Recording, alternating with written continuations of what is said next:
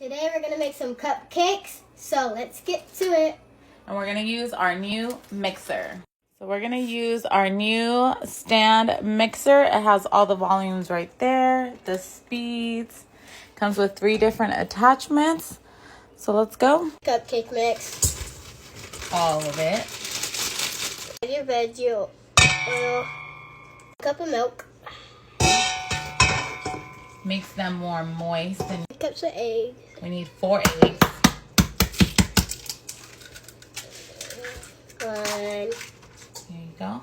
Oh, thank you. Teamwork. All right, we got our 4 eggs in. All right, we got everything in and locked. So we're gonna start slow at a 1. We're probably just gonna leave it at a 1. Mix, mix, mix. We're gonna speed it up.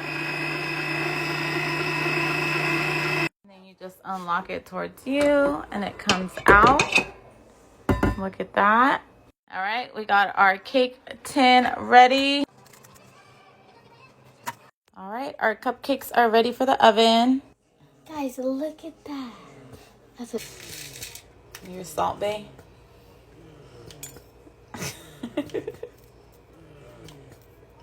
That's his name.